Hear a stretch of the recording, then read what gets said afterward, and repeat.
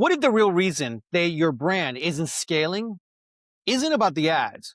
It has everything to do with your offer, your funnel, and the way that your customers experience your product. Welcome to Glovisor Podcast, where we explore business growth, communication, and personal development through real conversations with people that make an impact. Our guests help clothing brands create clearer paths to more traffic, better conversions, and consistent sales. His system diagnoses bottlenecks, optimizes customer journeys, and builds scalable ad frameworks that turn unpredictable revenue into controlled growth. Glovisor welcomes Fred Sanders. Dude, excited to be here. Happy to be here. Welcome. I'm looking forward to the conversation. So Fred, let's start off with, what is it that you do? Our company that we founded is called Sanders Consulting. We specifically help clothing brands who are looking to kind of start. They're on that first starting off. They don't have a super huge brand and they're looking to start and get their kind of brand built out. And we help them with everything as regards to the marketing side, which is our bread and butter website, and the other little small things that come in between, but specifically help out clothing brands. What was the defining moment that made you get into this type of career? It's been a while, dude. It's been a journey. I've been doing e-commerce myself for about a decade. So I believe it or not, been doing this since about 14. So I'm pretty young. I know I look young, but I feel like I know this stuff like more than 30 or 40-year-olds that are out there. And e-commerce is definitely a young person's game because it's technology. Things are always changing, but I just had a really good knack for when I was, 14, had a really good brand that did really well. By the time I was 15 to 16, we were doing like a 6-figure brand already. And this wasn't in the clothing space, but it was in the e-commerce space. And then, we just slowly kept going, started another couple of brands, slowly started dibbling and dabbling in the clothing space. And then one really interesting story about the first person I ever helped, his name was Noah. He was the first person to actually help serve and kind of get a clothing brand going. And I'll talk more about his story a little bit later, but his story was so impactful and just so powerful to me because I realized like this isn't something that's just unique to me. Like I don't have to just keep this to myself. I can give this to other people. And I've given it to this person and it just completely changed his life. I mean, he was a college kid who was in debt, who wanted and had a dream to be able to start and, scale his own clothing brand. And we worked together, and then he didn't pay me or anything. Like I said, super informal client, first client. But after, when he learned a lot from me and he launched his first brand, I just saw how much better he did than when I first started. And it was just at that moment that I was like, yeah, this is something that we can do. We can make this a business. And obviously we charge. It's a business, right? But more importantly than the money, we can actually help people and get people where they're trying to go. And that's what makes me tick is being able to help people. Obviously we have our own clothing brands that, makes the money side, but this is, if we can help people along the way and have an impact people's lives and help them get to their dreams, it's all the better. All right. So let's go back 10 years because this is huge, right? You are 14 years old. Most kids at 14, basketball, we're thinking about football, whatever, sports and having fun. And you were building an e-commerce business. How did that happen? Yes. So ironically enough, I was always just like a technology kid. I was always trying to be against the grain. When I was 10 years old, I was that kid. You could find me selling lemonade for 75 cents a cup because $1 was too much, but 50 cents wasn't enough. But no one keeps exact change. So they're going to tip the kid $1 anyway and give us the extra 25 cents. So I was always against the grain. When I was around, I think 11 or 12, I started a YouTube channel and I was doing YouTube and I was always the kid in class that was the YouTube guy. And it was just always in my nature, my blood. I come from a long family of entrepreneurs. Just go kind of against the grain and do things that are outside of the box. But yeah, I grew up like a normal kid, great parents, still played football, still played basketball, but majority of my time wasn't spent in school. I did the bare minimum I could just to pass my classes and keep my parents happy, right? And be able to get accepted into college. But most of the free time I would say wasn't on the homework. It was spent building stores, staying up to 1, 2 a.m., waking up to school late, arguing with my dad because I'm, doing all this customer service the night before. And now I'm late for school. So it was definitely some challenging moments, but it was defining. It was pivotal and it was defining and I loved it. It never felt like something that I had to do. It just felt like something that was a calling, almost like a soul fulfillment. If I wasn't doing this, I don't know where I'd be, you know? What was the first product that you started selling?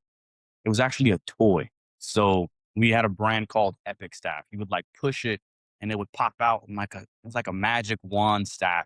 Crazy enough, the brand, believe it or not, it was a cheap gimmicky toy we were selling for like 19 or 20 bucks.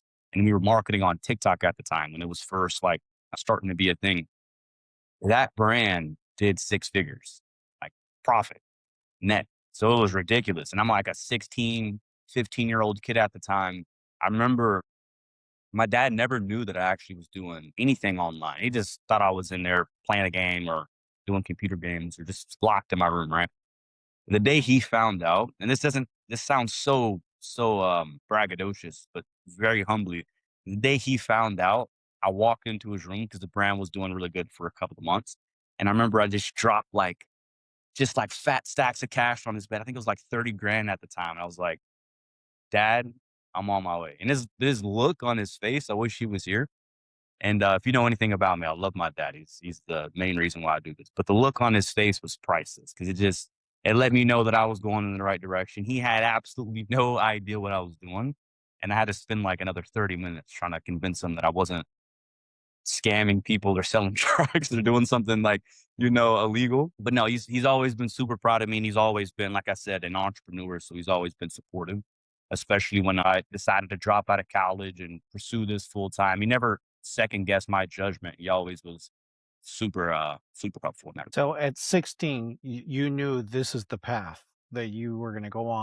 It was the path and we kept going. And then I started my next brand, which is a brand that maybe some of you guys have seen, but may not know that I started it.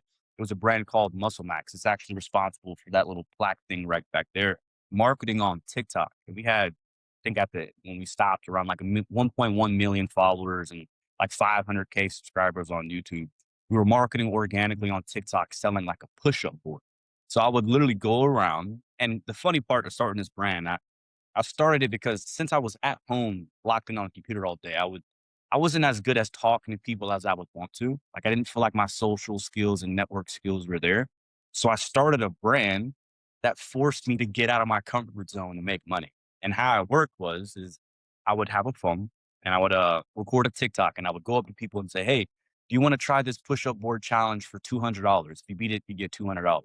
And it was basically just like a little cheap, we were making them at the time for about $5 or $6 push-up board where you would do 10 push-ups and you could switch the handles all across the board.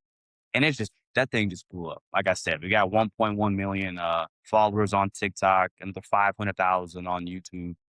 And we were just selling. Again, that brand did very humbly, was my first fitness brand. We had a whole assortment of products, supplements and apparel, but it did seven figures and it was my second really big hit. So it was fun. It was a great time. Around the age of 16 when this happened? Yes, I started this 15, 16 was the little gimmicky toy. And then it was 16, 17, 18. I ran that brand for around 3 years. It was the Muscle Max. Okay, so let's go back because this is very interesting. Here you are having these very successful brands. I think most of us are thinking, how were you able to pick these and say, these are the ones we're going to go all in on? This is hard for a lot of us, right? To decide which investment strategy we're going to take and what we're going to sell. How did you do that? Here's one thing I didn't mention. I'm talking about the great highlight moments. There was failures along the way. All right. There was brands that I started for a week or two during that time between the toy and the fitness brand that just didn't have any traction. So I'm definitely picking the highlight moments, but once you start seeing a good reaction, that's when I was able to like dig my feet in the ground and go towards it and just really push. Funny enough, you say that though. The hardest thing about starting any kind of e-commerce brand, particularly clothing, is making sure that the product is a market fit. So one process that we go through in Sanders Consulting just kind of helps you test out the market and see if it is a fit. We call it product validation. And essentially what you do is you go out, you show the product to, we run traffic ads, you show the product to thousands of people and you basically see how they're interacting with it. If you're running an ad and people are clicking on that ad, that's the first sign that people are interested in that product, right?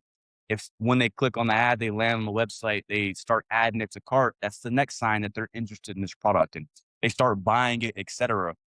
We can start tracking all these We do that for all the products that you're going to run, and we can start seeing which products are more often clicked on, more often added to cart. And just with those first few signs, we're able to say, hey, look, before you really go out and do a full-fledged marketing campaign or put a ton of time, energy, and money or spend a bunch of money on photo shoots, how about we do a product validation test, see which products have potential, again, based on that click-through rate and add to cart rate. Once we get that data, now we can, go out and start running with these products. And I mentioned that I have my own clothing brands. One really super specific hard thing, and people who are watching this podcast know a clothing brand buying inventory and just sitting on the inventory because it's not selling or not getting consistent sales is like the worst thing that can happen to a clothing brand. I mean, imagine spending $5,000, $10,000 on inventory and it's just not selling. A lot of your liquid capital just tied up into that. Before I recommend any of our clothing brand owners do anything like that, product validation, which is I would say that we kind of if we didn't purposely found it, we keyed it for our program. Product validation just stops all that because now you know that the product's going to sell well. You have actual data and metrics to be able to look at. So before you buy inventory, you know that it's going to sell. And I mentioned that I have my own clothing brands. This is how we were able to drop 11 times and sell out 11 unique times. We drop pretty consistent. We drop, if not every single month, every other month. And our last 11 collections have sold out every single time because we did product validation before. To our competitors, it just looks like we're on a super lucky streak. Only we know that we're actually gathering data. We're understanding how these products are performing beforehand, before we drop it to the market, before we spend all these marketing dollars and inventory dollars to make it a real thing.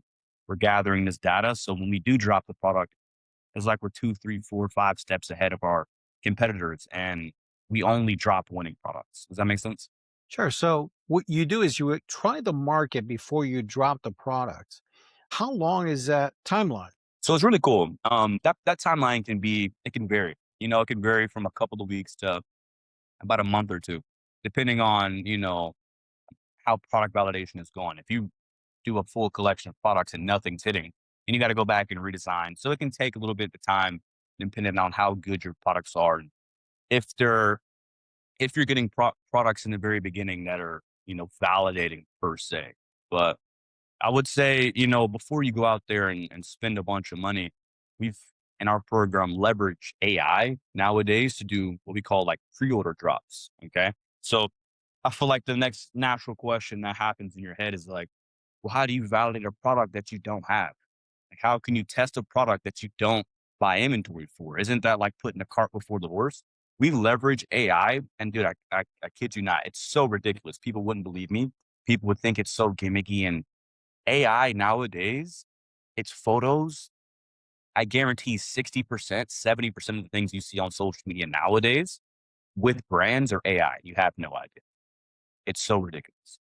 But we've used and we leverage AI to be able to get mock-ups of these products and basically do like photo shoots or get what the product looks like before we spend inventory on even a sample. Before we even have the product in our hand, we're running ads to a product, leveraging AI, understanding how well it's going to work. Then once we gather that data, now we go out and order the sample. Now we go out and order the inventory. And it's literally putting the cart before the horse, but doing so, it stops us from spending thousands of dollars in inventory or wasting a ton of time. You mentioned, someone who's, developing a shoe. Imagine how long it takes to develop a shoe, or imagine how long it takes to make the perfect shirt. Not even talking about the designing phase, the manufacturing phase. You're talking to manufacturers. If you order from a manufacturer, it's going to take them 30 days to get it done. Another 7 or 14 days, depending on what country it's coming from, to get it to you. And then from there, you have to go and take photography shoots, right? If you're not a photographer yourself, you have to go out and pay a photographer. That's a couple $100. Get that edited and stuff. Then go out there and spend marketing and go through the same process where a company like ours and our clients, they can think of a design and that day they're running ads. So you're 45 days ahead, a couple $100 ahead, every single product, not just one product or one collection. This is for every single product that they're saving those time savings and money savings. and why we're just so far ahead. One thing about business, and I heard it, I'm stealing this from someone, but business I find is speed. Like if you have speed and if you have velocity, you're able to stay ahead of your competitors. When you think of like a plane, this is the part that I'm stealing. When you think of a plane, a big metal bird that somehow just breaks the rules of physics and is able to fly, how is a several ton metal bird in the sky able to fly? It's because it's going fast enough. Same thing with business. It doesn't matter. A lot of things, a lot of rules can be disproven if you go fast enough, if you're efficient enough, and if you do things the proper way fast enough. You can break a lot of rules that other people in most cases wouldn't be able to. Absolutely. And I totally agree with you that speed is a huge, huge help to any business person because if it's successful, you can break some of the rules that you mentioned. But if it's not going to be successful, we can drop that and move on to the next product and we can move on. Because imagine investing all of that money, getting it delivered to only find out that that's going to be a dud. It's not going to work. Now you have all this inventory for no reason. So I totally agree with you. If one of the listeners is interested in finding out more about this process, can you walk us through the process of working with you in your business? Yeah, if one of the listeners is here and they're like, this guy understands his stuff, he knows what he's talking about. First and foremost, realize that this is all I do. If you ask me anything in any other field, I don't know. I'm 100% specialized in clothing and e-commerce. That's it. Not the best basketball player. Definitely not the best social person. We talked about that. I have many, many other flaws, but I'm a nerd in this field because I just love it. It works, right? But if someone's listening and they want to schedule a one-on-one call, I'm really open about that. Most times when you schedule a call with our company, there should be a link somewhere, or go to sandersconsultingco.com. Most times when you schedule a call with our company, it's me on the phone. It's not me bringing you one of our closers or, one of the other things that most companies would do. It's me because I just love the business. I want to know and be in the weeds, rolling up my sleeves, seeing exactly what small businesses nowadays are still struggling with. So we can take that information and put it back into our program and make it even better. So if they wanted to reach out and have a one-on-one conversation, it's completely free. You would go to sandersconsultingco.com/book. All right.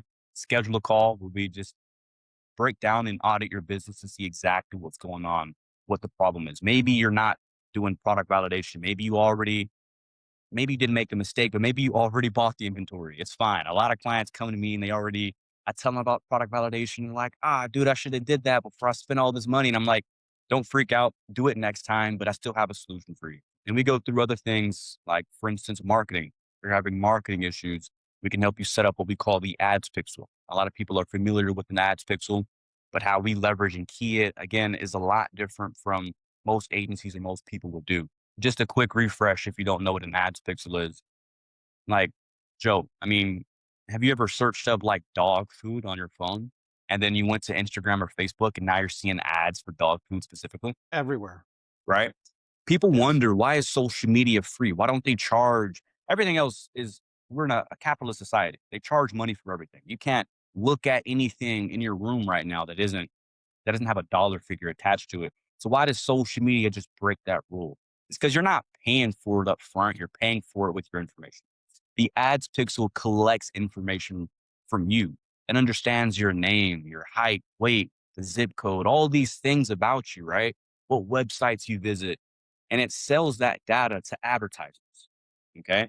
So your social media is free because the advertisers are buying your data so they can sell you products, and they give the social media platforms dollars for that process, right? So all day, every day, the ads pixel is working on you. It shows you the exact things that you're most likely to buy, right? The terms of service that nobody reads. It shows all this stuff in it. We just accept and skip past it really quick. But the ads pixel all day, it's leveraging, and we're using it, but we're not leveraging it for our businesses, right?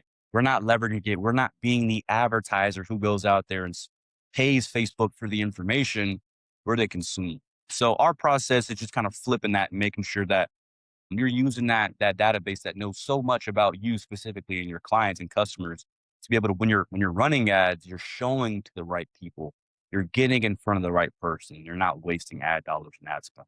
But there's so many other ways that you can make a clothing brand successful.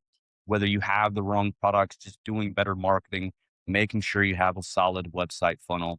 There's it's a business. It's not a one size fits all cookie cutter strategy. In reality, you're going to need to have a sit down conversation with a custom person that can custom tailor, audit your business and diagnose the problem that's specifically wrong with your brand. It's like a snowflake or a car. You got to go to a mechanic. You got to see what's specifically wrong with your car and your situation. You can't go to a YouTube video and just search up, I'm not making sales and hope to fix it because there's so many issues of what it could be. And that's what we offer. Get on a free call, book out a free call. We won't charge you for it. We'd have a 30-minute, 60-minute conversation for absolutely free. And if it's in alignment, then we talk about what pricing would look like. Of course, we're a business, so we're going to charge. It's not completely free, but no matter what, you'd walk off that call, even if you weren't a fit, let's say you couldn't afford it, whatever. We weren't the right people to help you. You'd walk off that call having a little bit more information and more insight into your problem because you'd probably talk to a nerd like me or maybe one of my team who if we hire them, they're a nerd as well and they know what's going on. You talk to someone who's specifically specialized in that industry and can give you a few pointers and lead you in the right direction. Yeah, now I can see the value here if I'm going to roll out a specific clothing product that I want to sell. But how about if I just have an idea? Can I call you to just say, listen, I'm thinking that I have this idea for a belt and I think it's going to be the best belt on earth, but I haven't made it yet. Can I make that call and chat with you and find out what my options are available? Yeah, Joe, I would say you're better off starting calling us when you have an idea than being already done because it's a lot more efficient. We can catch you at ground level. Actuality, majority of our clients, I'd say 60% are just starting off. They're in that exact situation that you talked about, right? Again, so we can go through processes like product validation and make sure that you turn that idea into something that's actually going to sell. So it's a little bit more efficient, I would say, to call us in the very beginning. So that way you're not building an entire building on a shaky foundation, right? We can help you make sure that foundation's concrete, it's solid, and then start building up with you.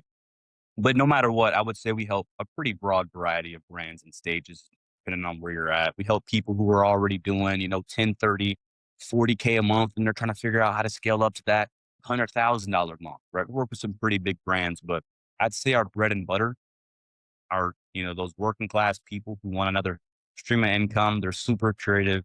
They know that clothing, they have a calling for some sort of creativity or they love designing or they want to see people in their shirts, whatever it is, Christian clothing brands, whatever it is. And they have an idea. We're the people, we can kind of help you conceptualize the idea, not only help you design the idea, but make sure you're not building a building the wrong way and you're headed in the right direction. Shaky ground. Sure. Now, how about taking it a step further? I have the idea for the belts, but I don't even know where to get it produced. I don't even know how to design this. Is that something that you can guide someone to the right direction of what the next steps would be for that? If you don't have your products produced, we have in-house manufacturers. I've been in the business obviously a long time, so I have a great list of connects and contacts with, manufacturers from all over the world, America, Pakistan, China, you name it, Italy. We have a really good contact list of manufacturers that even better, our clients have been through. So, you can trust them. They have good quality if we refer you to them. And we can also help you present your idea properly to a manufacturer. Before you Here's a little bit of clothing brand like insight. Before you go to a manufacturer, you need what they call a tech pack. Okay. So the tech pack is like the blueprint to a building. If you're an architect, it's the same thing but for the manufacturer. So most manufacturers, you just need to find one you can trust. Most manufacturers can build just about anything if they had a detailed enough blueprint, right? If you give an architect the exact instructions on how to build a building that's super detailed, most architects can get that building done if they're worth their weight, And 9 times out of 10, if they're an architect by trade, it's a full-time job, you know, they're worth their weight. Some are better than others, but if you have a really good tech stack, you're able to get good, consistent results. And of course, finding a manufacturer you can trust is the most important thing because it would be an absolute nightmare. You spending hundreds of dollars, sometimes thousands, to some sketchy guy on Alibaba from China, and they run away with your money. You never see him again. That stuff happens. So as long as you can trust them, just make sure you find someone you can trust, have a really good tech back, and you should be on your way. So can you share with us a client success story? Yeah, I can name many. If you go to fredsanders.com / thank you as well, we have a testimonial page of hundreds of clients. Or you just go to fredsanders.com or sandersconsultingco.com and see many testimonials on there as well. The one I'm going to touch on is my very first client because that's the only one that's super, super different. And still, like I said, the reason why we started it, his name was Noah. He's actually a really close friend of mine. I would call him a brother. And he's the one who made me believe in mentorship. I did all this by myself. I didn't have mentors. I didn't have someone that taught me this process, which is why it took me a little bit longer. Again, I talk about all the highlight stories, but there was thousands of dollars and hundreds of hours that I wasted myself building the dud. You know, I learned all these things through trial and error. When I look at Noah's situation, he was working with me on that Muscle Max brand, the fitness brand that I was telling you about as an intern. He was an unpaid intern, college kid. Now, of course, I still gave him some money because it's college. You know, he needs money and stuff. But he was working as an unpaid intern, and I look at his results and look at his journey. His absolute first try, first brand, the kid did 60K his first drop. It sounds so ridiculous to even say. Like $60,000 in a weekend, in a 3-day period. His first absolute drop at a brand, first run online. And beforehand, the only experience he had was working with me on the fitness company and just, looking behind the scenes on how I built businesses and how I ran that company and how we did our marketing. And he did that fair enough for about a year, but to go from a year to making $60,000 in 3 days without any failure, I look at that kid's results and I look at how it looked for me or how it looked for many other people, many other Americans. And I'm like, dude, this is why we're in business. This is why we do what we do. Because his was just straight up. Dude. He got to skip over all the potholes, all the trials and errors that I went through and all the bad things that happened to me because I told him and I gave him he had the experience from my side. And I said, hey, look, dude, watch out for this here. Or when you're at this stage right here, you're going to want to worry about this. All right. So we had a navigation system. So that testimonial rang really true to me because it was the one that really made me believe in mentorship and really say, hey, look, not only do I get mentorship for my, own brands and getting to the next level nowadays, but being that mentor and helping people out as well is super invaluable. It's costly for sure, but super invaluable if you're really dedicated to building a clothing brand. You're really dedicated about doing something and you're going to do it anyways. You might as well save the not only money, but the time. That's the most important time. The time and the failures by having someone who's an expert in your seat that can guide you and make sure you're going the right Time is the only commodity we cannot replace. That's way. for sure. If listeners remember only one thing from your episode, what would you want that to be? I think that the process is super important before you build a clothing brand. Let's say you just watch this episode and you're going to do it anyways, and you don't have a mentor, you don't have any of these things. I would say the one most important thing that I would stick through is make sure you don't treat a clothing brand like a passion product and you treat it like the business it actually is. Okay. Art, as we all know, is subjective. Some people love the Mona Lisa, other people's hate it. The same thing is going to happen for your clothes. You want to make sure you understand what the market is saying about your product before you spend all that time and energy on a product. Because I know how long it can take to find manufacturers and do the whole thing that is required to bring it to market. Just make sure you treat it like an actual business. Get some data and metrics before you bring it to those stages. It's going to save you a lot of time and energy and money. Trust me. Well, Fred, thank you so much for joining us today and for all these insights. We really appreciate your time. Dude, I love it. I would do this anyways. I appreciate just being on your platform and talking and I hope that this video was able to help someone at all. So as long as that was true, then I feel like I did my job and that's what I'm here. Thank you. Thank you, everyone, for listening. If this episode inspired you, share it with someone who needs it. And don't forget to follow the Glovisor Podcast for more conversations that make an impact. Till the next time.